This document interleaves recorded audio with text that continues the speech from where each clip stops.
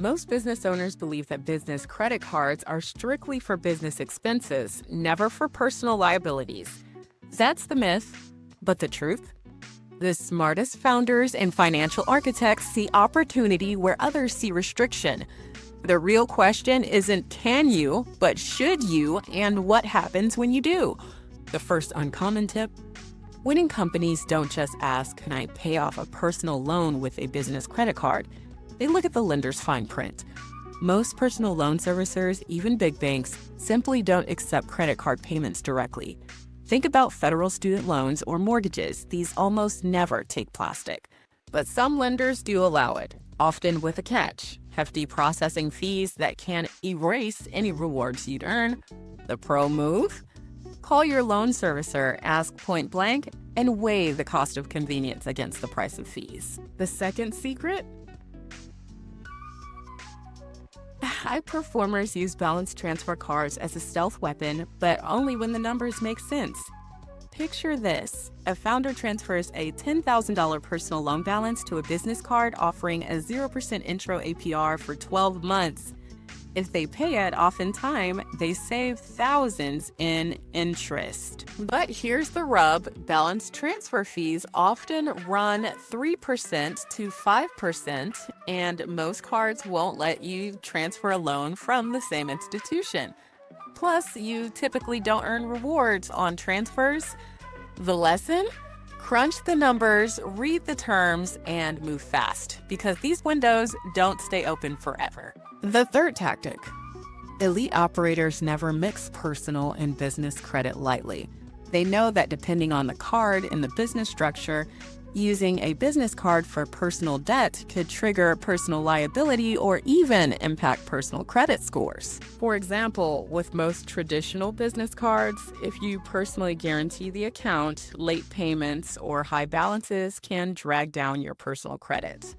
But with both corporate cards like Ramp, which require no personal guarantee and report only to business bureaus, the risks are different. The play: structure your business properly, choose your card wisely, and keep personal and business finances surgically separate unless you're playing a calculated short-term game. Now imagine your finances as two separate engines in a high-performance car. One engine powers your business growth, the other your personal life. Most people keep them isolated, fearing crossover. But the savviest drivers know that under the right conditions, a temporary transfer of fuel, say using business credit to extinguish a personal liability, can keep both engines smoothly. The key? Precision, timing, and a clear exit strategy. This isn't about blurring lines. It's about strategic resource allocation with a full understanding of the risks and rewards. Here's the power punch stat that should stop you in your tracks. Businesses that actively manage and optimize their credit strategies, leveraging tools like balance transfers, low-rate loans, and smart card usage, can reduce their interest expenses by 30% or more annually compared to those stuck on autopilot. That's not just pocket change. For a company with $100,000 in revolving debt, that's $30,000 back in the war chest, cash that can fund growth, innovation, or a rainy day. Let's drill deeper into each of these uncommon tips, because knowledge without action is just trivia.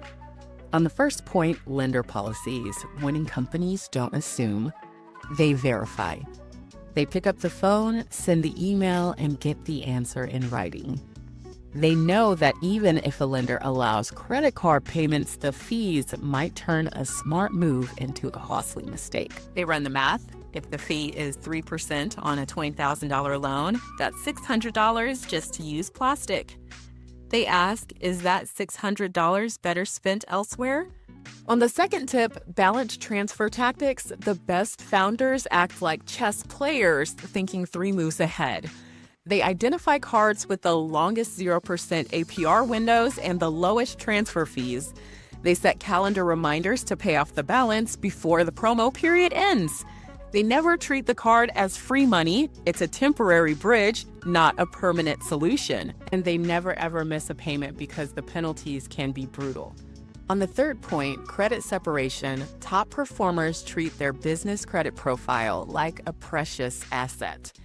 They know that commingling personal and business debt can lead to audits, credit score damage, or even personal liability if the business falters. They use corporate cards that don't require a personal guarantee like RAMP, and they monitor both personal and business credit reports religiously.